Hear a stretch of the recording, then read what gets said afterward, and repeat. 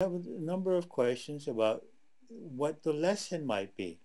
If life is a school and you have come here to learn some lessons, what is it that life is trying to teach you in this case? Or what inner preparation can you make in order to learn these lessons? And what can you do externally? And can you accept help from other people? And a number of questions which guide the client to understand what they can do. So we're not interested just in finding the problem, but the solutions. What convictions or truths could help you to feel better? And then we move on to the changes. What are the changes you want to make in your life, in your thinking, in your habits, in the way you communicate, in your way of life? And then some more other questions which often can help the person discover new perceptions. But we don't leave it there. We want to help the person become very specific. There's the seal, the decision process here. Why do they want to make this change? Why do they want to transform this belief? What are the negative consequences that they experience from this belief? What have been the negative consequences in their lives because of this belief? What are the actions that they want to first employ? And when and where do they want to start? And we become more specific. At what time of the day do you plan to do this? In which room of the house? Can you foresee any external obstacles? If yes, how can we overcome them? We talk about the obstacles even before they begin, because they will be there. And do you sense any inner resistance or fear towards employing these decisions? And then we work on that, the possible inner resistance, the self-sabotage that might be there. Now, the word why is used very frequently in active listening, and it's very important that it's used properly. The way to use it is like a child who really wonders. We don't know. This is very important. We do not know the answer. We need to let go of the idea that we know. Okay? The second way that someone uses the word why is like a lawyer. It's like we have the idea in our mind and we know the answer and we're just trying to get the other to say what we have in our mind. This is not correct for a life coach or psychologist or any self-help professional. And the third way is like a judge. Why did you do that? It's not, we're not even looking for an answer. It's a condemnation. So it's very important in using the word why that we use it as a child who very simply and innocently does not understand and wants to know. Now, we will learn about resistance to development. We have talked about this. This is an unhappy person who is trying to change towards the right here, that is towards his goal. There's a desire for change, but there's also an arrow going the opposite direction, which is the fear of change. And then there is an arrow going down, which is inertia towards change, that is habit. And then there's an arrow going up, that is other desires, which may be conflicting with the desire for change. And then we have an arrow coming from the left, which is pressure from others, and our resistance towards that pressure. So we need to work with the person and ourselves in order to understand what are the dynamics which may be causing this person to resist this change. My perception is that if someone has a problem for more than a year or two and it hasn't been solved, that there is a part of them that is resisting.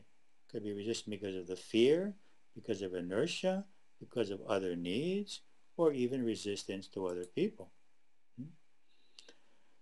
Now, about 4 times during the process of the first stage one, you will be paired up with other trainees or helpers, and you'll be sent an email in which you'll be paired up with someone else, and we try to put you in the same time zone if possible, or in time zones where you can communicate with each other, but that sometimes that may not happen.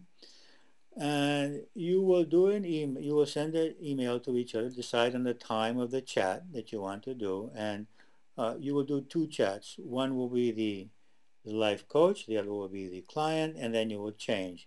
You may do that in 2 separate days or on the same day, and then you will send that in to me, and then I will look at it and comment on it and send it back to you. Now here's a diagram helping us to understand the steps of active listening. That is, we start out with the problem, we discover the stimulus, we find the emotions. We ask if there are second stage emotions, which means emotions about the fact that I have the emotion, the original emotion. We also look for other emotions besides the main emotion, and then we begin to search for the beliefs. And in searching for the beliefs, we then search for the second stage beliefs, that is the beliefs that cause the second stage emotions, which are the emotions that we have because we are observing the first emotions that come up. And then we look for core beliefs and other core beliefs. And then we continue going down to discover perhaps experiences from the past that may be causing these core beliefs. We arrive at conclusions. After the conclusions, we make decisions.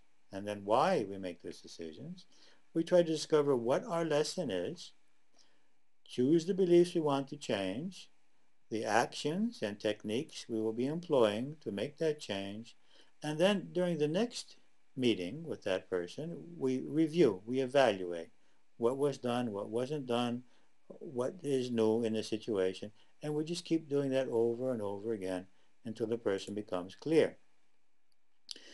Here is a list of the emotions that we already mentioned earlier. You would just notice that much importance is given towards the end of the seminar about learning to love ourselves. And it is, you will learn how to help others love themselves. Of course, that depends greatly on our loving ourselves, because this is just so important. This is really just the solution for 90% of our problems. It's self-doubt. Most of our problems, most of our emotions are just about self-doubt. And the rest are about fear.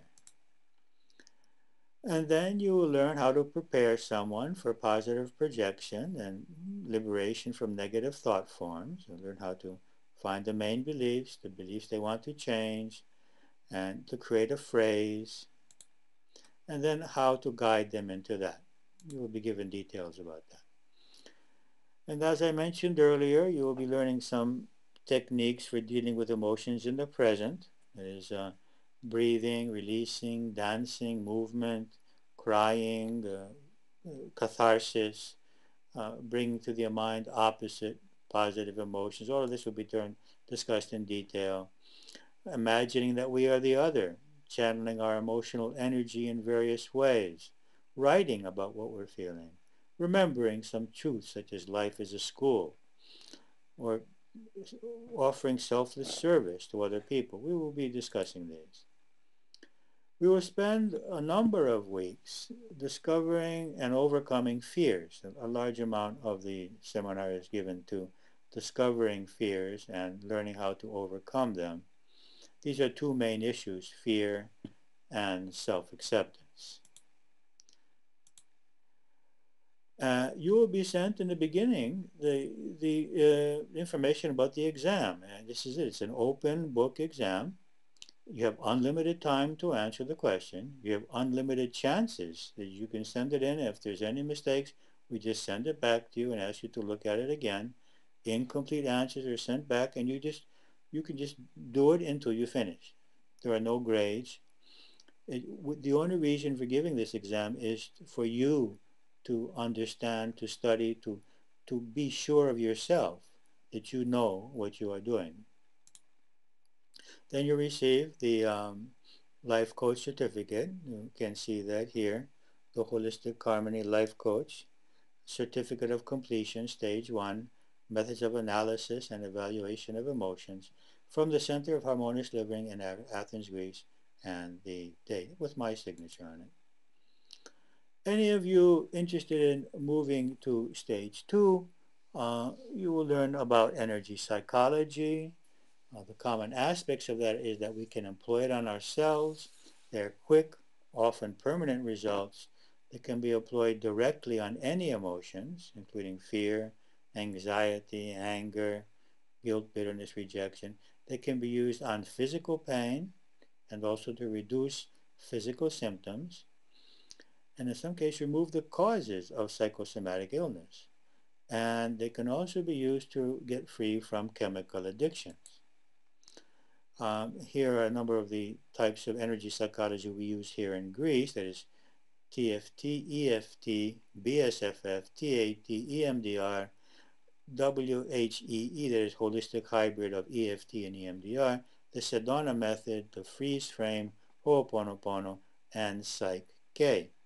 You will not be learning all of these in stage 2. We are doing this live in Greece, but you will learn very well through EFT. Here's just a brief explanation. I don't think we'll go into that now because I want to save some time for any of your questions. And so you can find out much more information about this at our site at the holistichearmony.com/intro holistic